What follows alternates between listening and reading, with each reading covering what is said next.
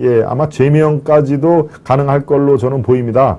예, 지금 이거 좌고우면할 때가 아닌 것이죠.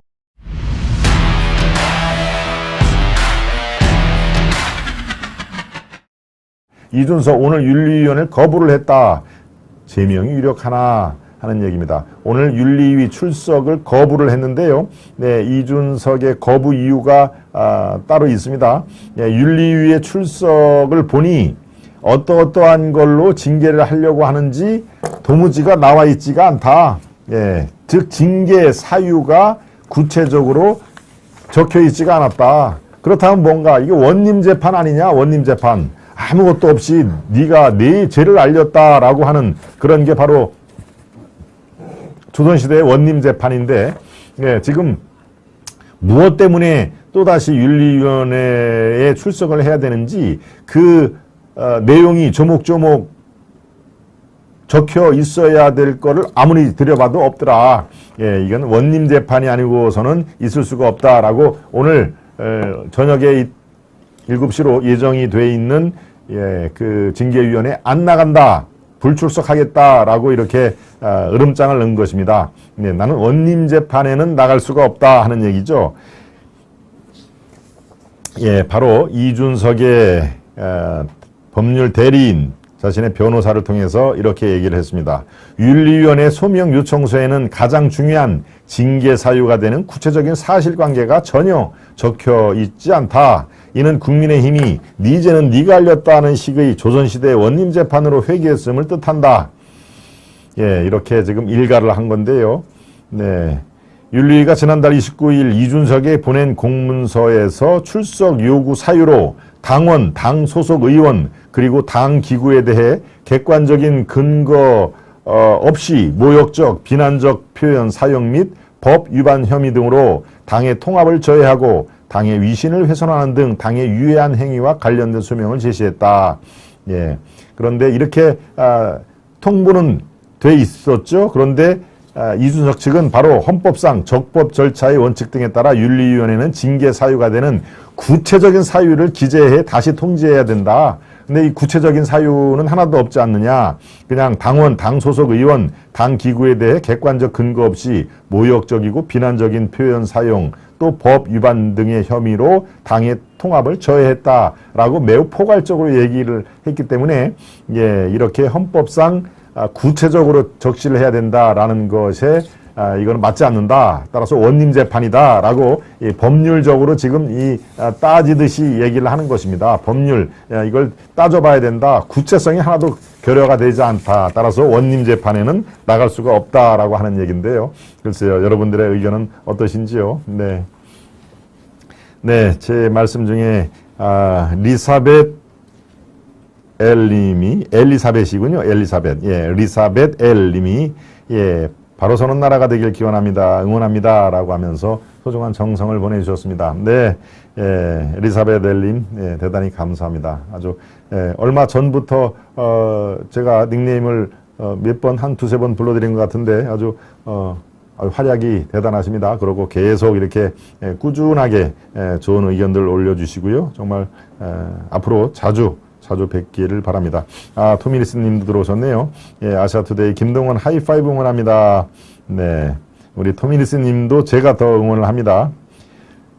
조세형은 부잣집을 털은 거고 죄명이는 국민의 돈을 도둑질한 걸로 봅니다. 그렇죠? 예, 조세형을 대도라고 얘기하는 게 처음에는 부잣집, 이른바 권력자, 집안을 주로 털었습니다. 대표적인 게 경제부총리까지 했던, 네, 지금 이수그룹의 창업자죠. 김준성, 네, 경제부총리 집을 털었다고 지금 알려져 있죠. 네, 알려져 있고, 뭐, 물방울 다이아니 뭐 이런 식으로 세간의 어떤 얘기가 쭉 있었습니다만은, 그걸 포함해서 여러 사람 집을 털었습니다만은 그게 다 권력자고, 예, 주은 재벌이고, 그래서, 저 사람은 그냥 일반 서민 집은 안 터는구나. 그러니까 좀도둑은 아니구나. 그래서 대도, 큰 대자에 도둑도자 대도를 우리가 붙여줬는데, 나중에는 글쎄요, 생활고 때문인가요? 그냥 뭐 어떤 집에 들어가가지고, 그냥 몇만 원짜리 뭐 이런 걸 훔쳐서, 좀 도둑된 대도, 예, 이런 걸 제가 아까 말씀을 드렸습니다. 네. 그렇군요.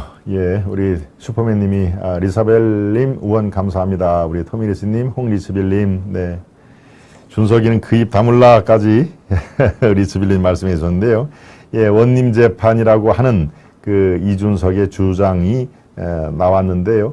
예, 오늘 저녁에 윤리위원회, 즉 징계를 위한 윤리위원회인데 윤리위원회가 어떻게 결론이 날 것이냐. 예, 저는 결론을 낼 거라고 봅니다. 결론을 낼 가능성이 매우 농후합니다. 또 2주 뒤로 넘기겠다.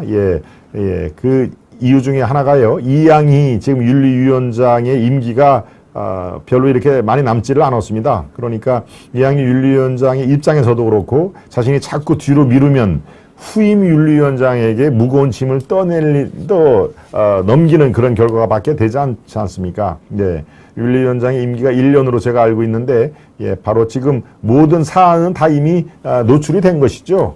예, 어떤 사안에 대해서 아직 뭐 추적 조사가 필요하고 이런 게 아니라 성상납부터 시작해가지고, 예, 다 노출이 된 상태이기 때문에 이제 판단만 남은 겁니다. 그러니까 오늘 저녁 때 시작을 해가지고 아마 밤 늦게까지 이루어질 텐데 여기에서 지난번에 6개월 당원 정지가 있었죠. 최소한도 그거보다는 더 중징계가 나와야 이게 성립이 됩니다. 그것보다 약한 징계는 그 하나만한 얘기군요. 원천적으로 첫 번째 징계보다 징계 수위를 높여야 그건 그 효력이 있는 거니까요. 그래서 나온 얘기가 제명 또는 탈당 권유라고 하는 초중징계가 유력하다라고 돼 있는데요.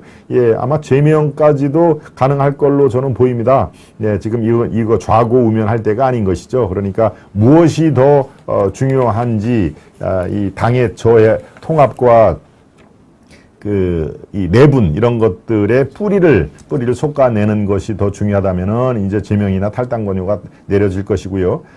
이 황정수 부장판사의 남부지법 이 가처분 신청 그것을 또 이렇게 염두에 둔다면은 또 여러 가지 이제 복잡한 경우의 수가 나타나겠지만 글쎄요. 이 남부지법의 황정수 부장판사도 글쎄요 조금 그렇습니다. 예, 판결이 이 윤리위원회를 지켜보고 최소한도 6일 이후에 그 판결을 하겠다라고 얘기를 했는데요. 그렇다면 그 내막을 보고 정치적으로 판단을 하겠다는 얘기 아닙니까? 예. 그런 것처럼 당의 윤리위원회의 결정에 관계없이 나는 법으로서 법정신으로서 이준석이 낸 가처분이 옳은지 그른지만 판단하겠다. 이래야 되는 거 아닙니까? 예. 국민의힘의 윤리 결정이 이루어지는 6일 이후에 가처분 신청에 대한 인용이냐 기각이냐 판단을 하겠다라고 얘기하면 그 스스로 정치적인 판단을 하겠다는 거에 다름 아니지 않습니까? 그러니까 이 남부지법 황정수 부장판사의 이번 결정 이 또다시 정치적인 판단이 이루어질 가능성이 또 크다고 지금 보는 이유가 바로 그런 것입니다. 네. 토를 달지 못하게 당원권 정리를 3년을 했으면 좋겠습니다. 썬썬님이 말씀해 주셨네요. 예. 말씀대로 결론이 나면 좋겠습니다. 라는 말씀도 해 주셨고요. 네. 포레스님이 또, 엘리사벳님에 이어서, 포레스님도 소중한 정성을 보내주셨습니다. 포레스님, 대단히 감사드리고요. 네, 포레스님도 아주, 왕시청자심이 분명합니다. 매일매일 아주 꾸준하게 좋은 메시지 많이 보내주신 거 제가 잘 기억을 하고 있습니다. 김전무 말씀대로 결론이 나야 국힘당 안정적으로 국정을 협력할 수 있을 텐데, 결론이 나면 좋겠습니다. 라고 말씀을 해 주셨고요. 민족종훈님, 또 보광님, 너구리님, 속속들이 말씀을 해 주셨습니다. 뉴스에는 정지 시효를 늘리고 윤리위원들 임기도 늘린다고 나옵니다. 우리 보왕님이 말씀을 해 주셨네요. 네, 두 번째 이슈 요 정도로 여러분들과 정리를 해봤습니다. 세 번째 이슈로 가기 전에 만평을 살펴보겠습니다. 네, 만평. 만평에 딱 보니까 김동일 교수님이 나오셨네요. 이게 뭡니까? 이래서야 되겠습니까? 라고 하는 특유의 그런 말씀을 했는데요. 딱 그렇네요. 민생고, 경제, 안보 위기, 민생 외면, 정쟁 몰두 여기에 나오는 국회의 저 싸움박질, 그 다음에 민생고는 아랑곳하지 않는 모습 이걸 보고 예, 지금 하늘나라로 올라가시는 중인 김동길 교수님이 아이고 이게 뭡니까? 이래서야 되겠습니까? 라고 일가를 하는 모습이 나오셨습니다. 네, 어제 제가 박찬종 전 의원, 오선 의원이죠. 그리고 한때는 유력한 대선 후보였던 박찬종 의원, 그 84세 노구임에도 불구하고 나와서 정정하게 저와 특별 대담을 한 거 아마 여러분들이 많이 지켜보셨을 텐데요. 네, 이 김동길 교수님이 94, 박찬종 의원은 84, 딱 10살 차이더라고요. 딱 10살 차이로, 박찬종 의원이 아이고, 나보다 10살 많은 우리 김동길 교수님이 이제 하늘나라로 갔으니 다음 차례는 뭐 내 차례가 되겠구먼, 이라고 말씀을, 저하고 티타임을 할 때 말씀해 주셨는데요. 아이고, 이게 무슨 말씀입니까? 아직도 이렇게 정정하시고, 기억력은 뭐 숫자라든가 이런 건 저보다 더 밝으십니다. 저보다 대학 같은 과의 대선배님이신데요. 지금 84시면은 어떻습니까? 25년 이상 차이가 나는 건가요? 네. 그러니까 뭐 아주, 까마득한 선배신 것이죠. 같은, 이 대학과 선배시니까요. 그래서 뭐 평소에도 저를 아주 굉장히 이뻐해 주시는데, 아이고, 이제 김동길 교수도 가셨으니, 이제 다음 차례는 내 차례 아닌가 싶어. 그래서 굉장히 서글퍼라고 얘기를 할 때, 아유, 무슨 말씀 하세요, 선배님? 제가 이제, 차를 마시면서 그 얘기를 했습니다. 네. 그러니까 아마도 김동길 교수가 하늘나라로 가시면서 이런 말을 했을 거야 하면서 저한테 이제 이런 얘기를 하는데, 글쎄요, 방송 용어는 좀 아니겠습니다. 이 똥덩어리들아 하는 얘기를 하셨습니다. 아마 김동길 교수가 남아있는 우리들한테 이 똥덩어리들아, 특히 이 국회 여의도의 정치판에 있는 몸담고 있는 사람들한테 아마도 틀림없이 그렇게 얘기를 했을 것이다. 이 대한민국을 좀 제대로 좀 이렇게 앞길을 활짝 열어야지 지금 하는 짓들이 뭐야, 이 X덩어리더라 라고 얘기를 했을 것 같다 라고 하는 게 바로 김동길 교수를 보내는 박찬종 의원님의 말씀이셨습니다. 어제 저와의 대담을 혹시 안 보신 분들은 다시 한번 이렇게 다시 보기를 해주시면 정말 아주 주옥 같은 얘기, 뺄 말도 없고 한자도 더할 말도 없이 아주 정확한 기억력으로 말씀해 주셨는데 참 한번 다시 한번 살펴봐도 좋겠다는 생각이 듭니다. 지금 속보로 들어왔네요. 검찰이 쌍방울 의혹과 관련해서 동북아 평화경제협, 아태경제협회 압수수색을 했다. 지금 이제 거의 쌍방울 관련, 이재명 관련, 뭐 이화영은 이제 부지사는 구속이 돼 있고요. 압수수색이라는 얘기는 어느 정도 지금 사안이 다 수사가 돼 있다. 마지막에 압수수색이라는 것을 해서 거기에 맞는 증거라든가 서류 이런 것들이 있으면은 갖고 오겠다라는 얘기입니다. 압수수색을 왜 초반에 하지 않느냐? 압수수색을 초반에 하는 거와 수사 말미에 하는 것은 또 검찰들 얘기 들어보면 다 일장일단입니다. 그러니까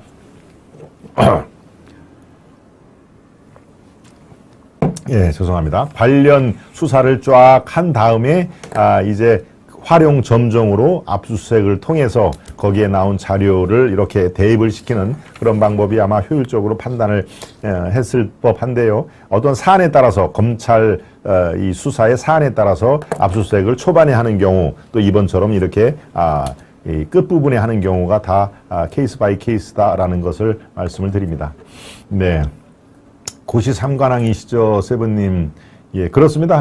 공인의 계사도 있고요. 또 뭡니까? 또 뭐 사법고시, 행정고시도 그러신가요? 네. 공인의 계사는 저분이 법대를 나오지 않고요. 저와 같은 상대를 나왔습니다. 상과대학. 상대는 경제학과 경영학과가 같이 있는 데가 상과대학. 그래서 공인회계사를 하시는 거죠. 법대 출신들이 공인회사 시험을 보지는 않거든요. 그러니까 상과대학 출신, 경영경제학과 출신이 기본적으로 공인회계사 보고 이제 사법고시를 봤기 때문에 지금 박찬종 의원이 공인회계사를 포함해서 삼관왕입니다. 세븐님이 말씀을 그래서 해주셨네요. 박 변호사님 건강하시고 정정한 언론의 모습에 마음이 든든했습니다. 우리 보르스님이 어제 이 특별대담 끝까지 다 보신 거 제가 기억을 합니다. 박찬종 같은 어른이 비대위원장으로서 마지막 봉사를 부탁드립니다. 글쎄요, 전 비대위원장을 해도 잘하실 것 같은데 워낙 지금 여의도에서는 이제 80대라 그런지 그렇게 중책을 맡기지 않는 그런 상황입니다. 네, 늦은 출석 좋아요 누르고 시청합니다. 우리 최재영 님도 지금 막 들어오셨네요. 늦지 않았습니다. 네. 무리한 작전들만 키워놓고 상대한테는 무례하다고 진해권 님도 말씀을 지금 올려드렸습니다. 만평이 하나가 더 남아있나요? 네, 두 번째 만평입니다. 일본 상공 통과한 북한 중거리 탄도미사일, 어떠한 도발에도 현무2 탄도미사일, 비정상 비행 후 기지 내로 낙탄, 선제 원점 타격 우는 미사일을 이런 식으로 날리면 쪽팔려서 어떡하나. 이게 여러분들 아시죠? 현무2가 시험 발사가 됐는데 이게 무슨 작동이 약간 미비가 돼가지고 강릉 상공에서 터져서 강릉 주민들이 아주 혼비백산을 했다는 그런 내용이 어제 전해드렸는데요. 미사일을 이런 식으로 날리면 쪽팔려서 어떡하나라고 하는 그런 내용을 이 화백이 얘기를 했습니다. 그러니까 미사일을 제대로 발사를 못한 것, 그거 쪽팔려서 어떡하나라고 하는 윤 대통령의 말을 이렇게 섞어서 이것은 뭐 글쎄요, 저 미사일 특히 강릉 상공에서 터졌다라고 하면은 이거는 뭐 비판을 할 수가 있습니다. 네. 더더군다나 이게 강릉 상공에서 이 사망자는 없었습니다만은, 피해자는 없었습니다만은 이 주민들의 이 안위를 느끼게끔, 아주 위협을 느끼게끔 한다는 그 자체만으로도 저거는 다시 재발이 일어나서는 안 된다라고 하면서 책임을 규명할 필요가 있다고 저는 판단이 됩니다.